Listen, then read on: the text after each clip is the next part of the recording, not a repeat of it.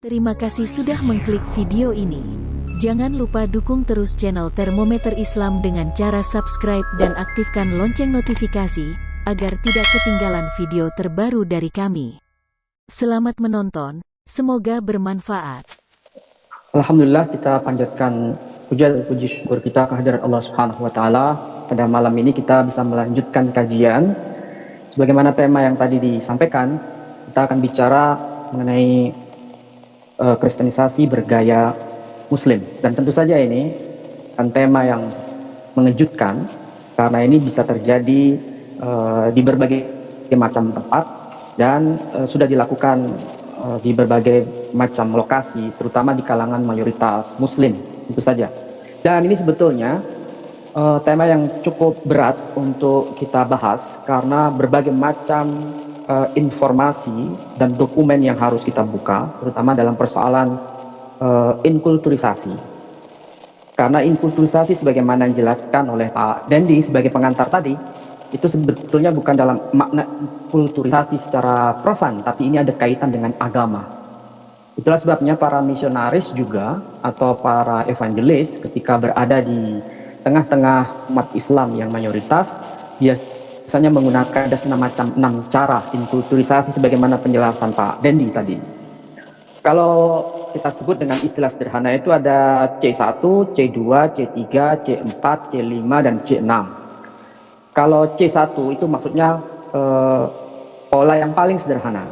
Jadi misionaris menggunakan bahasa yang dia pakai pada asalnya. Jadi kalau misalnya dia misionaris Belanda, dia menggunakan bahasa Belanda dalam menyampaikan berita mengenai Kristus di tengah-tengah masyarakat muslim mayoritas.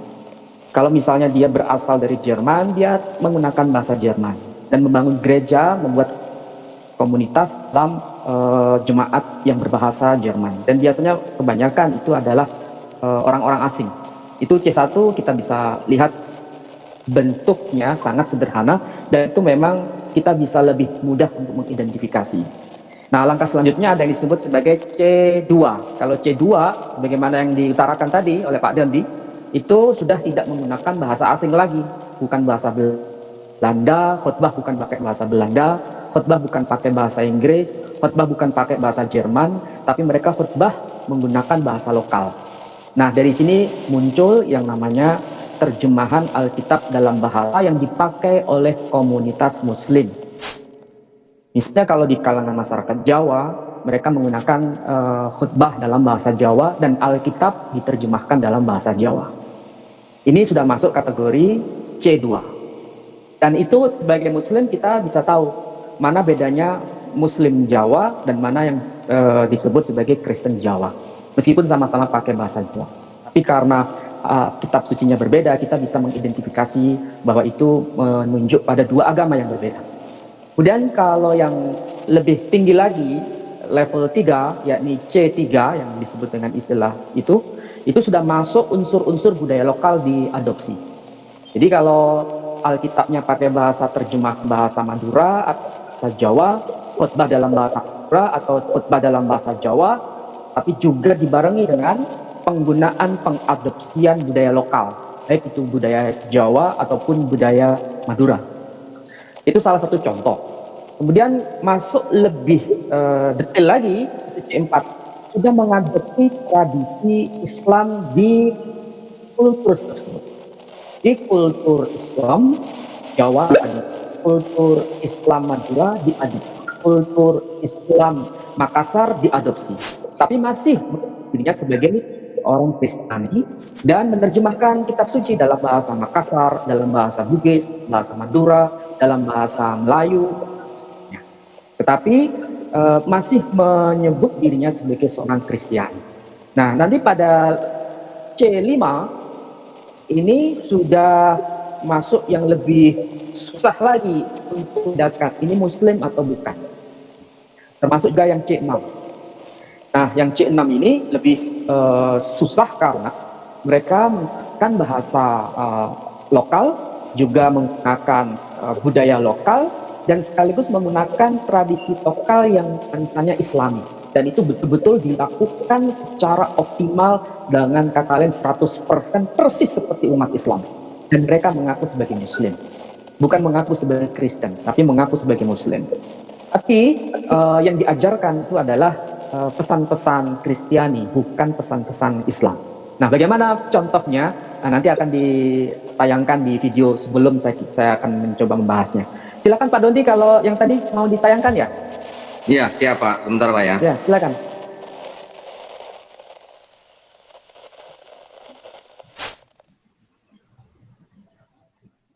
Operator ini mana ya operator?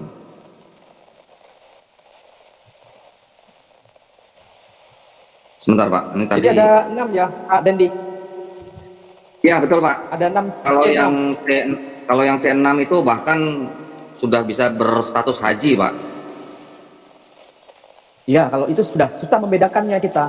Ya. Apakah itu Muslim atau bukan, kita susah membedakan. Kecuali ada hubungan yang sangat personal, sangat pribadi, kita bisa membedakan dia Muslim atau bukan. Karena bahasa yang mereka pakai sangat Islami, tutur kata, kemudian cara menggunakan simbol-simbol juga sangat Islami. Bahkan sangat tidak menggunakan simbol-simbol Kristiani sebetulnya. Baik dalam cara berpakaian atau simbol-simbol lain. Sangat Islami. Cuma pesannya pesan Kristiani. Nah, itu yang C6. Nah, yang ditayangkan itu masuk kategori C5 atau C6? Kalau saya lihat ini masih C5 Pak ini Pak. Ya. Jadi mereka sudah mengaku sebagai Muslim, tetapi mereka selalu mengedepankan Isa Al-Masih begitu Pak. Jadi mereka mengakunya sebagai Muslim Mesianik gitu. Ini videonya udah siap nih Pak Ali? Ya, silakan ditayangkan. Ya. Setelah keputusannya untuk mengikuti Isa Al-Masih, keluarga dan teman-temannya memperhatikan bahwa Ahmad telah menjadi orang baik. Dia menjadi seseorang yang lebih mengasihi dan bertanggung jawab dan lebih setia berdoa, dan menceritakan imannya dalam Al-Masih kepada istri bersama anaknya. Mereka berkumpul bersama sebagai keluarga untuk belajar kitab suci Injil dan berdoa. Seperti Ahmad, banyak dari mereka memulainya dengan kumpulan keluarga bersama-sama istri dan anak-anak, bahkan sahabat-sahabatnya. Dengan sedapat mungkin menyelidiki dan menerapkan apa yang Isa Al-Masih sabdakan di dalam kitab Injil, mereka akan menjadi contoh bagi yang lain untuk diikuti. Setelah beberapa bulan, beberapa dari temannya ingin juga belajar lebih banyak tentang Isa Al-Masih. Mengapa dia menjadi satu-satunya nabi yang berbeda di antara semua nabi yang lain?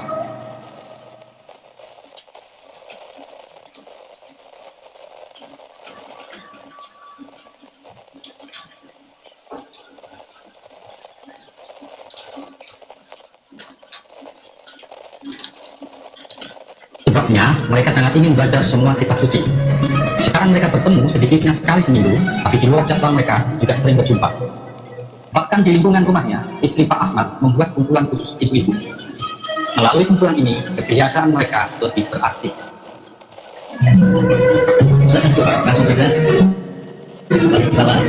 Assalamualaikum warahmatullahi wabarakatuh.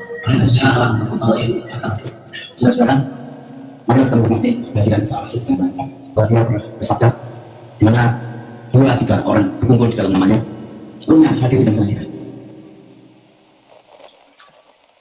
Datang dengan hati pada Isa Al-Masih, kamu Tuhan yang hidup dan menjadi korban bagi kita, dan kita boleh hidup dalam kebahagiaan. Yang ini sebelum kita mulai, saya ingin mengantarkan sebuah kaset yang berisi pembacaan kitab Injil dalam bahasa Arab yang dikirimkan oleh saudara dari Mesir. صلوا أنتم مثل هذه الصلاة. Ada yang bisa membuat sesuatu tentang kebaikan Allah. Saya sungguh-sungguh menginginkan waktu-waktu seperti ini bersama saudara-saudara semua. Pekerjaan saya membuat saya memiliki tiga yang berbeda. Dan sekarang saya sadar bahwa saya membutuhkan pertemuan seperti ini lebih dari yang saya kira. Kira-kira 2 minggu ini, saya merasa tidak tenang. Saya tahu apa yang Bapak rasakan kepada Allah, maka Allah akan mengampuni di bawah dalam nama Isa.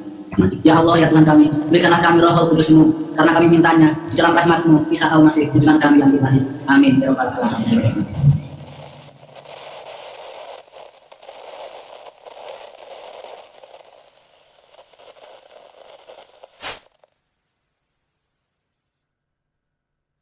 Ya Pak Dendi, saya tidak dengar suaranya Pak Dendi. Ya Pak Ali, itu dia videonya. Tadi saya mengamati sepertinya ada yang salah ngomong kayaknya ya, yang di dalam video itu ya. Pak Ali perhatikan nggak Pak? Ada satu orang yang berdoa begini Pak, ya Allah Tuhanku gitu. Padahal kalau Bible LAI kan yang di terjemahan baru, Allah kan sebagai generic name, Pak. Ini yang tadi dia katakan ini terbalik seperti ini, Pak. Kayaknya kurang latihan atau bagaimana gitu ya. Silakan Pak Ali, tanggapi Pak Ali. Kalau saya belajar media, dan kalau kita cermati, ini sebetulnya media yang sangat bagus untuk kita jadikan pelajaran untuk kita semua, bahwa apa yang ditayangkan tadi itu bukan semacam film dokumenter, itu merupakan semacam film rekayasa. Kenapa disebut sebagai film rekayasa? Karena apa yang disampaikan, kemudian apa yang ditayangkan itu membuktikan banyak hal yang mengidentifikasi bahwa itu bukan terjadi sebenarnya. Maksudnya begini, sang tokoh yang bernama Ahmad kan sebenarnya sang tokoh tersebut, tapi itu merupakan tokoh fiktif. Tetapi karena ini dipakai dalam rangka untuk alat propaganda, maka nama Ahmad dimunculkan. Dan tentu saja kita akan tahu kenapa dipakai istilah nama Ahmad, bukan nama Amir, bukan nama Pak Dondi, bukan nama Pak Sujai, tapi kenapa pakai nama Ahmad? Karena ini merupakan nama yang sebetulnya sangat menjadi penanda sebagai simbol keislaman itu sendiri, dan lagi-lagi ini merujuk pada tokoh sentral dalam agama Islam.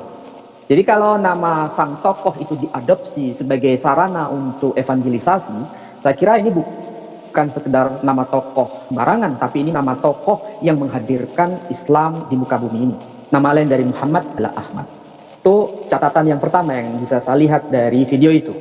Kemudian yang kedua, simbol-simbol Islam Indonesia betul-betul dipakai, atau lebih tepatnya simbol-simbol Islam Nusantara dipakai. Karena ciri dari keislaman Nusantara itu menggunakan sarung, kemudian kopiah, dan baju yang tentu saja ini merupakan baju identitas keislaman Asia Tenggara. Karena ciri dari penanda keislaman dalam konteks kajian akademik itu sebetulnya ada 3, Pak Dendi.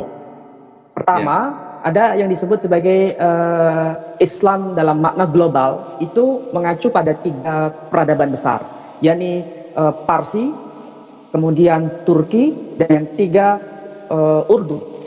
Jadi kalau siapapun yang belajar mengenai Islam, maka mereka wajib memahami, tahu bahasa Urdu, bahasa Turki, dan bahasa Parsi. Dalam 3 dokumen ini, keislaman itu bisa dipelajari secara utuh. Makanya kalau kita lihat para misionaris terutama, kalau tidak menguasai bahasa Urdu, bahasa Parsi, ataupun bahasa Turki, maka pasti mereka tidak akan menemukan dokumen-dokumen Islam, pembacaan dokumen-dokumen Islam secara lengkap. Karena ini mewakili penanda peradaban Islam global.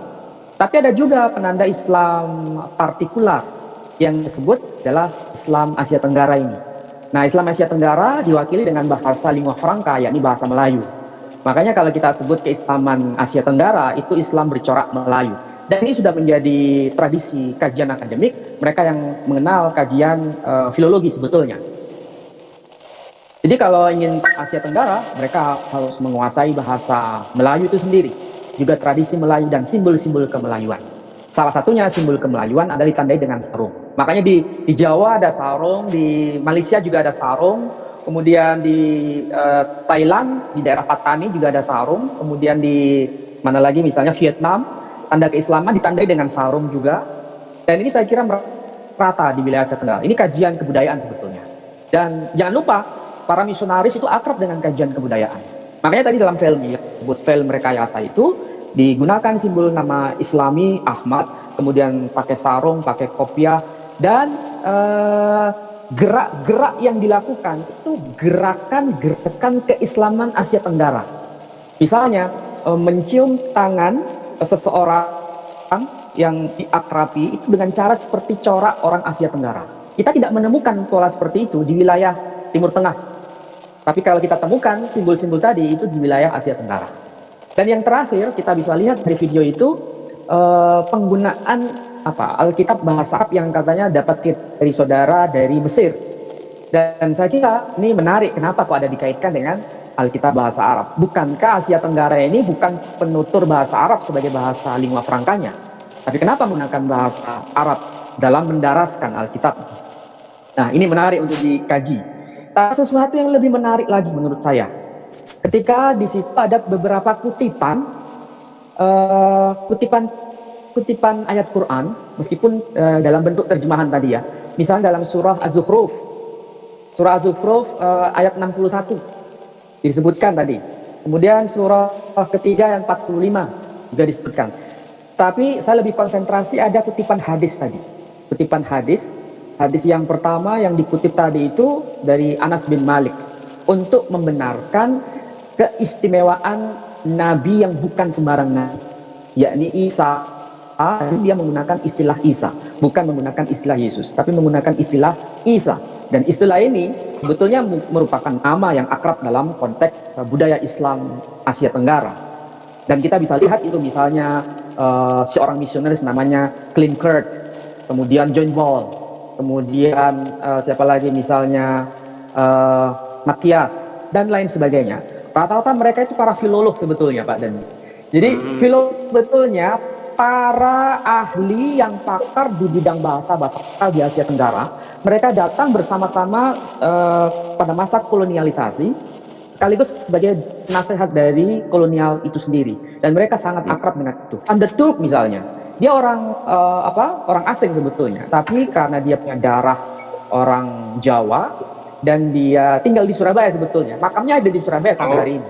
Tapi dia menguasai bahasa Jawa, menguasai bahasa Bali, bahasa Jawa, bahasa Bali, dan juga bahasa Batak. Dan ada kamus yang dia sudah.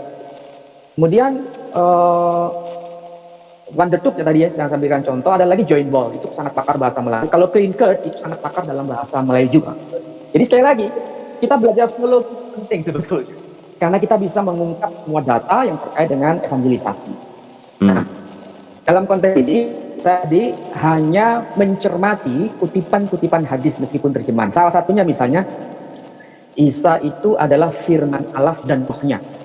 Saya kira itu sebetulnya untuk menguatkan bahwa Isa itu sebagai satu-satunya nabi yang berbeda dengan Nabi lain menurut pernyataan dari sang tokoh dalam video rekayasa tadi.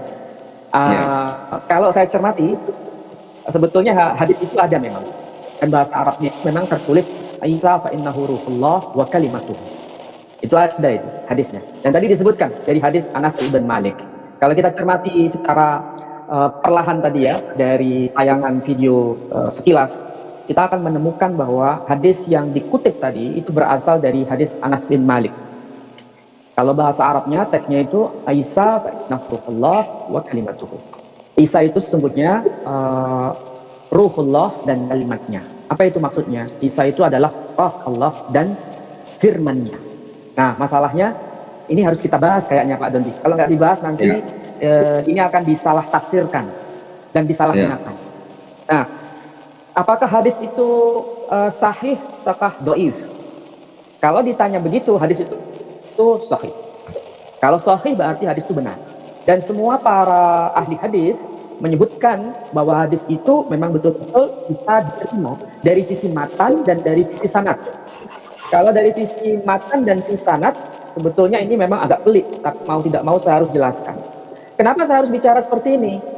Karena ini hadis seringkali dikutip oleh para misionaris sebetulnya dalam rangka untuk menyampaikan pesan dari perjanjian baru, maka mereka mengutip hadis ini untuk menguatkan penyampaian evangelisasi tadi. Nah, itulah sebabnya kalau seandainya tidak dikutip hadis itu dalam rangka untuk evangelisasi, mungkin saya tidak akan bicara. Tapi karena itu dikutip, maka perlu saya harus jelaskan. Nah, bagaimana penjelasannya dari sisi sanad? Kalau dari sisi sanad tidak ada masalah. Hadis itu betul-betul diriwayatkan oleh para rijal, para perawi yang betul-betul bisa dipertanggungjawabkan istilahnya sanadnya. Makanya sanadnya tadi salah satunya menyebut dari Anas bin Malik. Anas bin Malik itu salah satu sahabat Nabi yang besar juga. Dan itu tidak bisa ditolak. Nah, bagaimana dengan matan? Kalau matan itu berarti isinya. Isi dari hadis itu apakah betul atau dhaif? Sahih ataukah lemah? Saya jawab bahwa hadis itu kuat, sahih. Tetapi perlu penjelasan. Kenapa saya katakan perlu penjelasan begini? Apa betul bahwa Isa itu adalah ruh Allah? Jawabannya iya, dia adalah roh Allah. Apa betul bahwa dia itu kalimat Allah, firman Allah? Iya, makanya disebut sebagai kalimat Allah. Di mana itu bisa dikonfirmasi? Dalam Quran juga ada. Nah, sekarang kita coba lihat di dalam Quran. Berkaitan mengenai apa? Isa itu adalah firman Allah. Kita lihat misalnya dalam surah Maryam, Pak. Jadi bisa dibuka ya. Ya. Dalam surah Maryam. Ya. Atau di surah Al-Baqarah, Maryam, surah Ali Imran aja dulu. Surah Ali Imran. Oh iya. Ayat Surah berapa, Ali Pak? Imran.